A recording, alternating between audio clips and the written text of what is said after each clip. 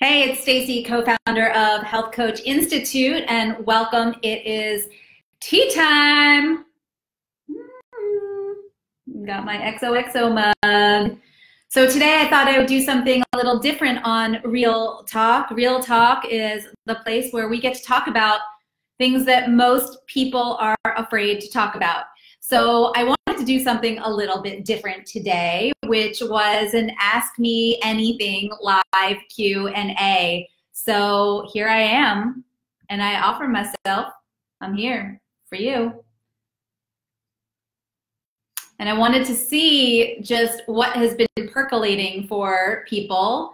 I don't know if some of you follow me on my personal page, and I've been writing a lot.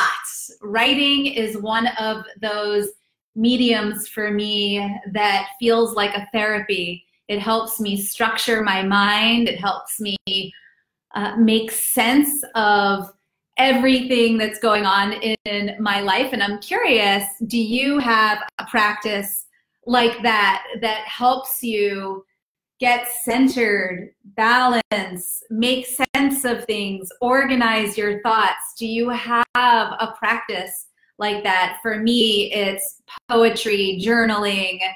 For other people, I know it's dancing or singing or walking in nature. And I wonder, what do you do to root into yourself when life is giving you a whole lot of chaos? How do you find your center in the swirl?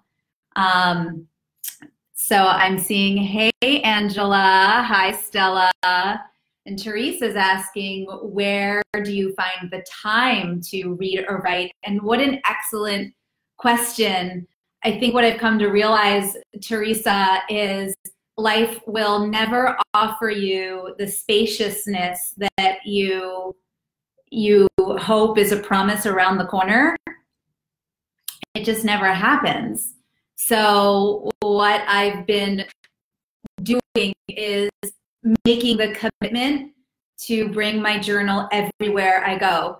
So if I'm in line at the grocery store, if I'm on the toilet, if I am going to be waiting in line at the DMV, 5 minutes in the morning before I start my day, wake up just 5 minutes earlier, whatever it is that,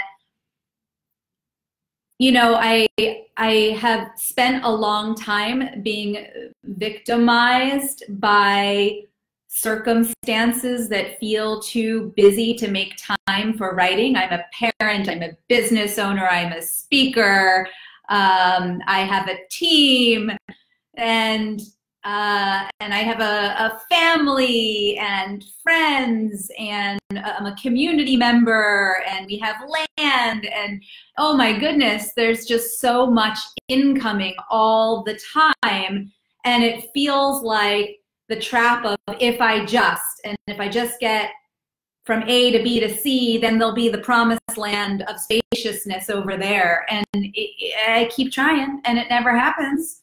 So what I'm learning is that you've got to make a commitment that it's just going to be a part of your life.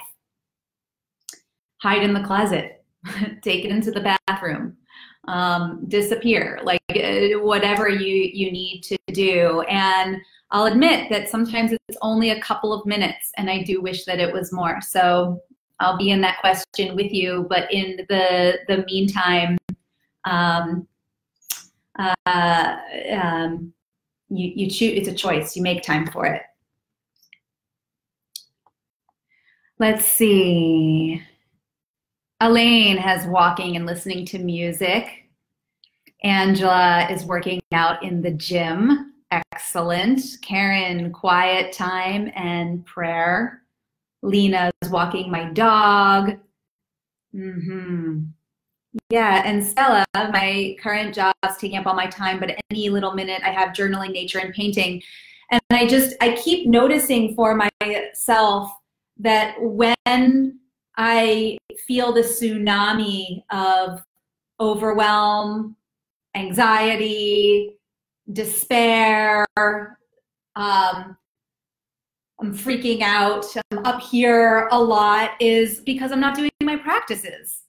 So it feels so important. And I come on this Facebook Live today almost as a declaration for myself that that's a part of who I am and I need it. It's like a therapy for me. And without it, I start to feel a little insane. So yes, more writing. And yeah, it's kind of like there's a certain point where you wouldn't dishonor your need to go to the bathroom. So see your practices that help you feel order in the chaos. See whatever that practice is as similar to a biological need that you could not ignore.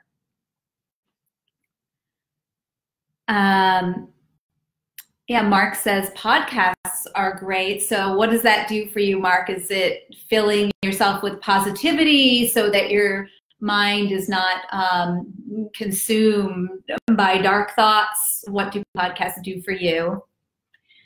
So welcome if you just joined. This is Real Talk, and I'm Stacey Morgenstern, and today is a Tea Time Thursday, and I'm inviting you to ask me anything. So what other questions do you have? How can I help you? If you are curious about something or struggling with something, if you are a coach and you have questions about coaching, we're pretty proud to be the premier health coaching school in the world right now, and that's very exciting. So if you have questions about coaching that I can answer and help you on your path of mastery, I'd love to help with that way too. Hello, Cheryl. And Lila says that she sings to her dad who has dementia. That's your therapy at this time. That's great. Beautiful. Mm-hmm.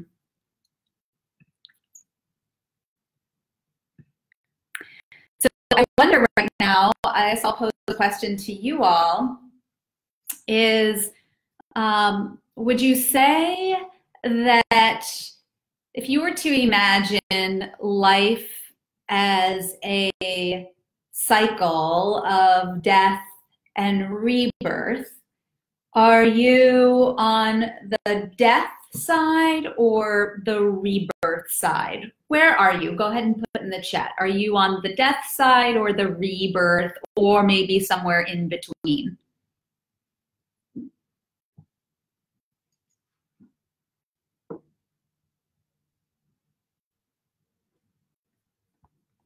And I don't believe that people are just having no crisis whatsoever. And Teresa says, rebirth, excellent. Who else? Are you on the death side or rebirth? Carly says, rebirth, excellent. Susie says, in between. So if you're just joining, that I'm asking if life is a cycle of death and rebirth, which one are you facing right now? Is it death or rebirth? And what scares you most about whether you're facing a death or whether you're facing a rebirth? What scares you most about that place?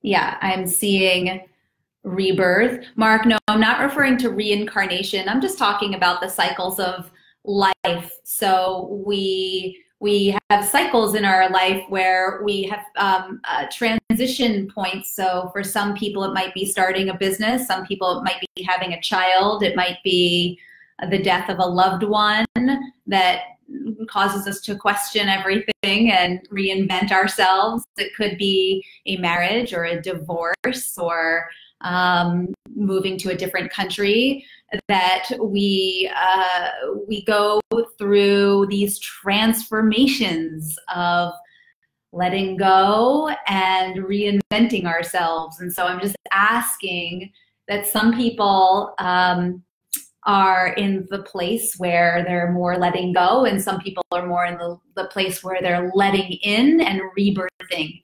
So it sounds like that there is a lot of journeying to rebirth right now, which is interesting because I asked this question 6 to 9 months ago at our HCI live event, and a lot of people were more facing the death blow of divorce or diagnosis or moving or losing money or something that had happened that just felt like a crisis slicing through their lives. And what I'm reading now from you all is that you're more on the rebirth. And what are some of the fears that go with that? And Carly says the fear of change. Giovanna says that my weaknesses are my most powerful weapons, but I need to be brave to expose those for the benefit. Yeah. Okay.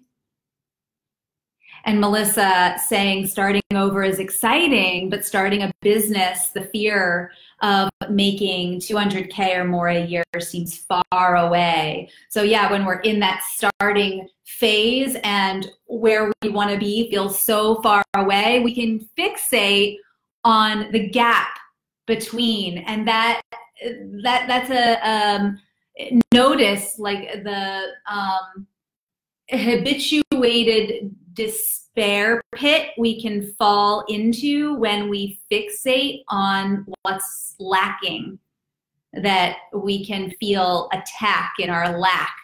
So to not fixate on what still needs fixing, to more fixate on what you're bringing into being.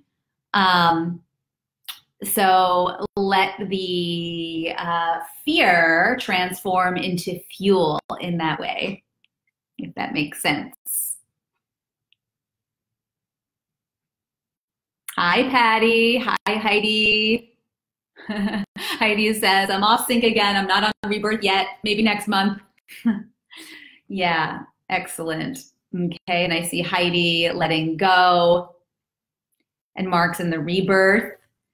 Yeah, so what other fears come with that?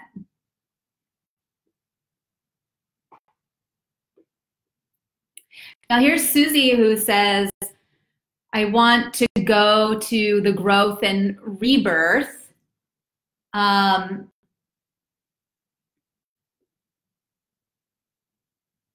Yep, and I'm learning a lot. Great. Okay, and Hillary says, fear of failure and success. I'm scared to fail, but how would I keep up being successful?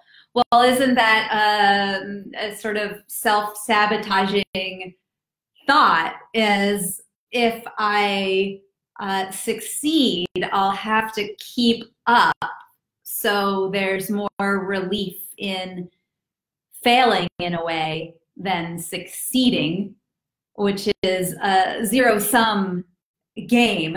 You can't win either way. If I fail, I'll be disappointed in myself, but if I succeed, I'm afraid I won't be able to keep up. So just notice the zero-sum game in that, because then we start feeling bad for feeling good.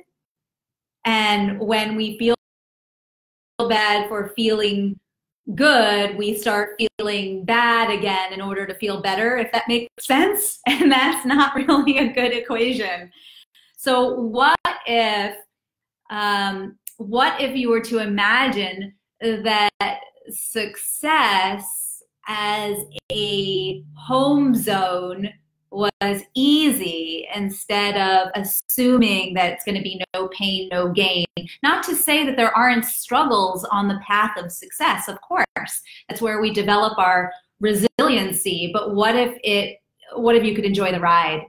And what if you succeeded and weren't worried about losing it all? What if that even in itself was part of the cycle of just what is? You might not actually lose your success, and you might. And what if both were okay? That the winning or the losing part of it wasn't what was important. It was the journey of who you get to become when you're going for it.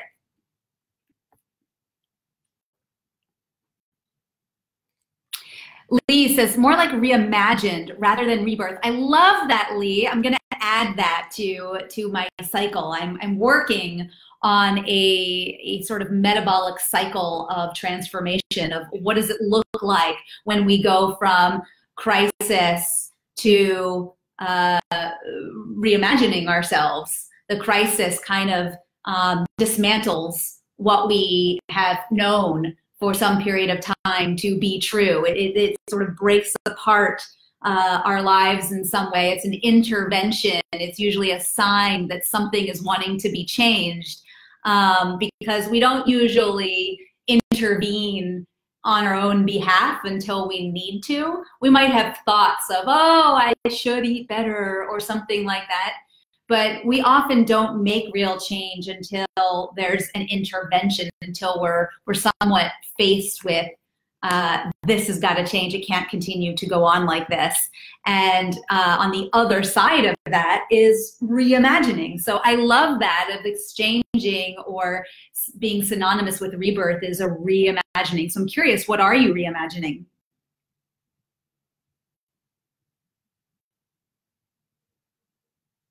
Lori's asking, did I miss a message that this would be taking place? She's glad to be here.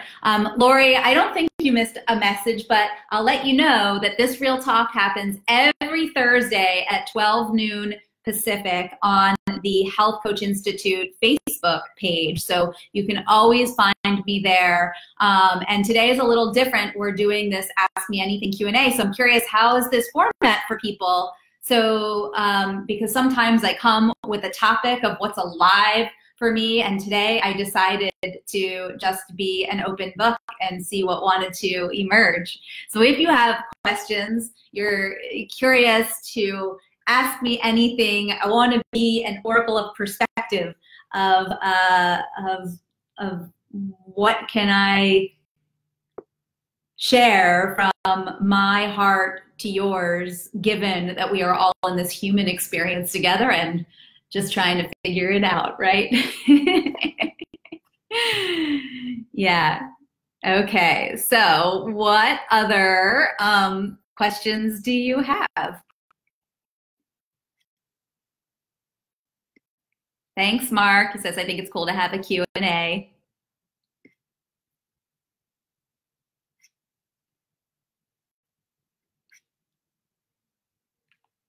Katie asks, how do we let go of the outcome? I'm too attached.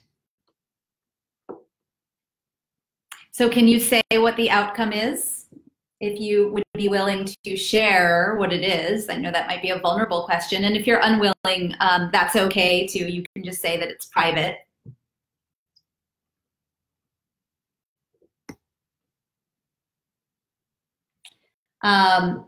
But my sense, Katie, is how do we let go of the outcome?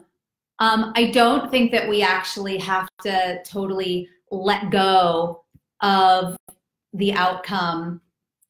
But we let go of how it comes to us and how it might look. Right? So I think desired outcomes, there's a specificity that we can get, like something like, oh, I wish to have 10 paying coaching clients or something like that. But then we have to kind of go casual. So it's like, be specific, you declare your outcome, and then like get a little casual on how it comes to you, because where most people get caught up, it's not that they're fixated on the outcome, they're fixated on how the journey is supposed to look. And that's the part that we've got to open ourselves up to possibility, because if you decide how it's supposed to look, then you close yourself off from it being better than you ever imagined. Most of us are limited in our imagination by what we think is possible. So we're often desiring outcomes from just what we think is possible, which is limiting. You got to leave room for the +1, the unknown miracles that might come to you that you never anticipated or expected. They were way off the map. So we leave that part open. Yes, I would like 10 paying clients, and then we open our hands, and however it may come to me that is in the highest good. Okay.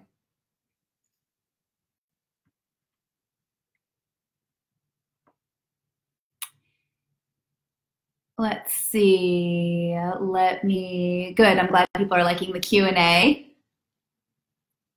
So Lila asked in the beginning, how many clients did you take at a given time? So I took, I believe it was up to 12 one-on-one paying clients. Always start with one-on-one paying clients. People will go, but I want to do a group. That may be true, but it's easier to start with one-on-one clients, because how many conversations do you need to have? You only need to have a conversation of one in order to form a one-on-one coaching relationship. With a group, you need more than one, which is more than one conversation, more than one person. So you add complexity there. But what I did was that I told people that I was forming a group and that they could get on the wait list. And I distinguished these as two very different experiences. So it wasn't, what I see a lot of coaches do, which I think is a mistake, is to say, oh, well, if you can't afford to work with me one-on-one, I have this group program, which feels like some consolation prize versus a very distinctive, incredible experience. So I would present, I would say, well, I'd recommend that you start with one-on-one coaching. People start with one-on-one coaching and then they move to my group program. If you're interested in the group program, then I have a wait list and I'll let you know when the next one is going to be launching. And so then I started to accumulate some names for those people. And then they would say, well, what's the one-on-one like? And what's the group program like? And then I would describe each experience in terms of benefits. The benefit of the one-on-one is that it's customized to you. You're going to have my full attention as an advocate for your aliveness for these next 3 months. Like, I am holding the container. It's you and me. You have all of my attention on that. In the group experience, you're going to get to connect with other highly ambitious, health-conscious people who are working through this journey too. So you inspire each other, you motivate each other. There's an upward spiral when there's a momentum of a group.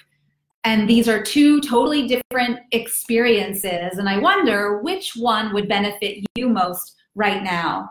Now, I was able to say that once I had started moving from one-on-one to groups, but I only started doing that when my one-on-one practice was full and I was getting more demand, right? But that's how, if you get a sense, I hope that's helpful, of how I started to make that switch. The group program was, so I, as a health coach, I had one-on-one health. Patty's asking, what is the group program for? I'm talking about as a health coach, which I believe many of you are in our Become a Health Coach program. If you're in the Become a Health Coach program, write BHC, so I know that you're in that program. That's our 6-month professional health coach training that you can find out about at healthcoachinstitute.com.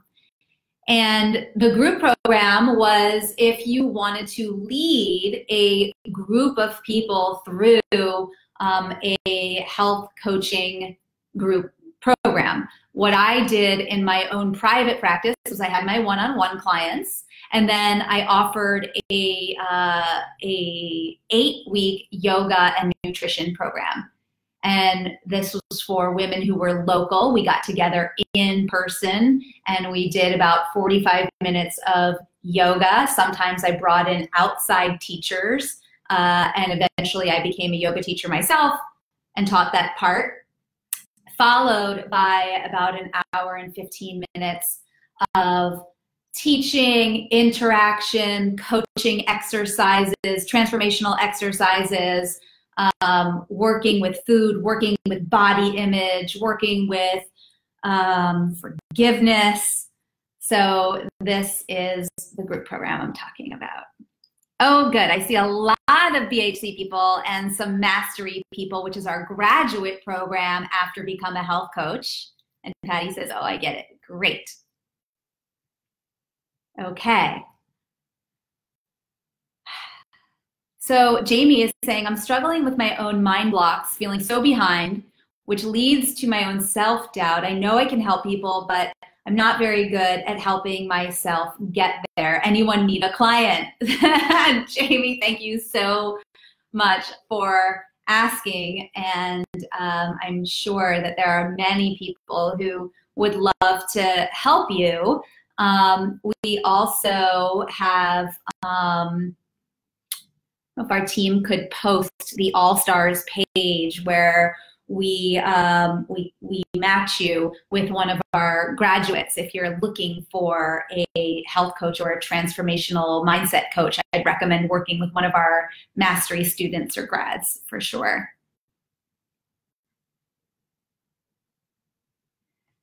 Okay, let me see. Okay, getting some positivity here. Thanks for the love.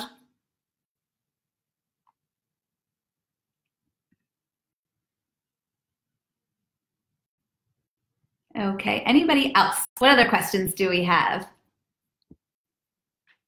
I might have missed some. So Mark is asking, what did you prefer from a business perspective, group or one-on-one? And Mark, I'd have to say again that these are totally different experiences. One-on-one is you really get to go deep with a person, and over time I got a lot more selective of who I wanted to do that with, like who made an ideal client for me versus someone with a pulse and a checkbook. In the very beginning, when you're first starting out, you're just like, I just want a paying client, anyone. But over time, the initial free conversation that I would offer people, it was an interview two ways. It was to give them a sense of who I am as a coach. I'm part tough love and part cheerleader.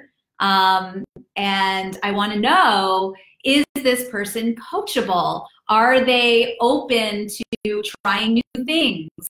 Are they open to widening their perspective? Or are they actually committed to being stuck? Or if they're just habitually committed to being stuck, are they open to some tough love so that we're not going through a 3-month program, a 90-day program, and I'm feeling ineffective and they're complaining they're not getting the result. Like, that doesn't work for either of us. That's just a waste of time. So I need to know that on a scale of 1 to 10, how ready are you for change? And are you willing to be uncomfortable? Because as we go through change, there is a moment of discomfort before we get back to comfort, before we get back to the reimagining and we find ourselves stabilized. Destabilization happens first, but we're destabilizing what's not working. So then we restabilize on what they really want to be living into, because that's part of the process of breaking up habits that have become dysfunctional or unhealthy for us.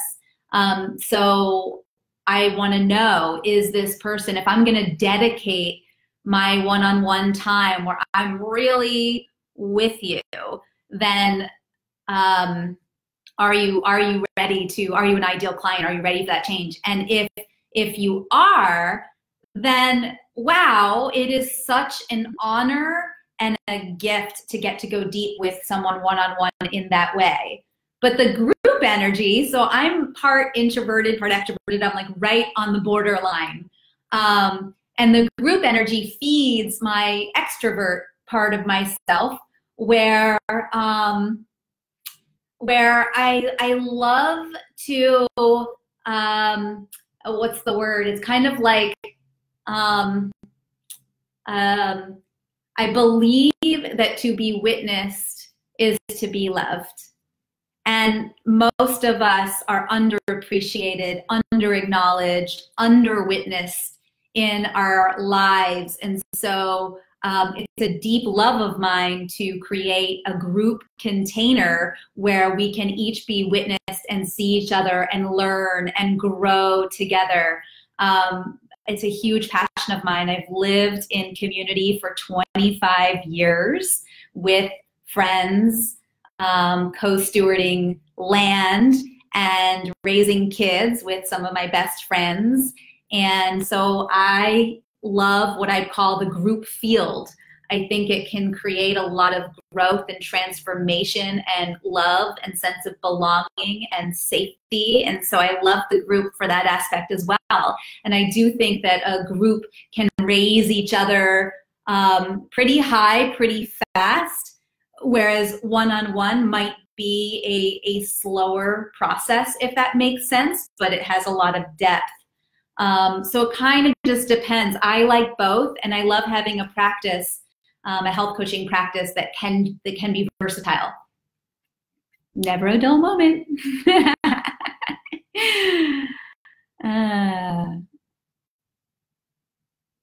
Okay, Mark, great. I'm glad that was helpful.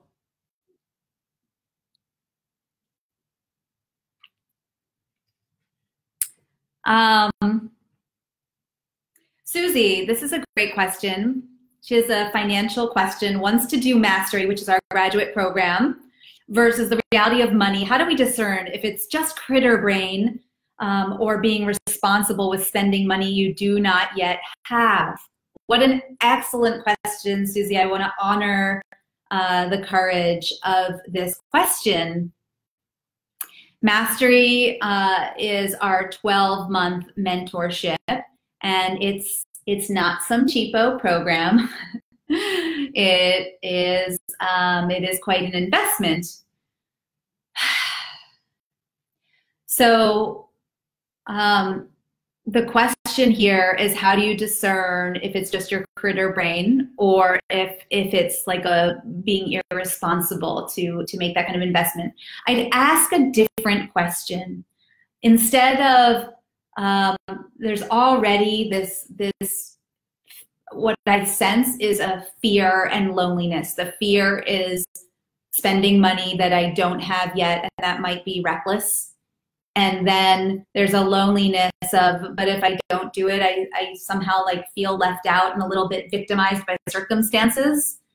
So I want to offer just a different question. It doesn't mean that you'll end up doing mastery, but it might just help you feel more creatively empowered around the finances of this. What would have to be true for me to feel like this was a responsible investment? Is it I need to make a certain amount of money back? And if so, in what time frame? Is it I need to have a certain number of clients before I join Mastery? That's going to be me showing my dedication to myself, that I am dedicated to this path? Or is it something else entirely, like, you know what, this program, I'm going to not have it be about money. I'm going to have it be about who I become on the journey. And that's not selfish. That's actually self-giving. I'm giving of myself, because who I will become on the other side of that is likely someone who comes from abundance and not just scarcity, where we're in scarcity and it's hard to make money when we're in that scarce place. Like, your potential clients feel it. Have you ever showed up to an opening the relationship conversation, that first initial discovery session? Have you ever showed up to one of them and it almost feels like it's like printed on your forehead, like, please give me money, I need a client. And that desperation, does it work? Never. It never works. They can sniff that inauthenticity from a mile away. And even if they like the session, they won't sign up.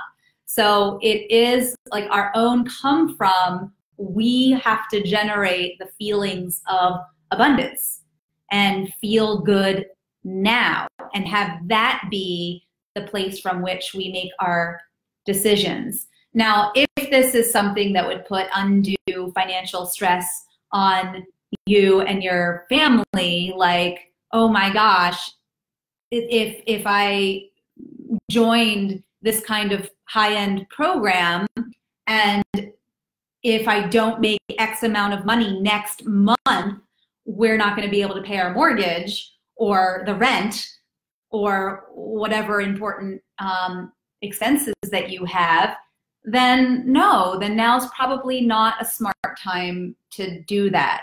But what I'm wanting to offer you is more of a stance of saying, how can I do this responsibly versus I don't get to have this. So I hope that has you feel a little bit more empowered. The question I'm always asking is trading in I can't for how can I? And then, right, we're starting to get more creatively resourced in that.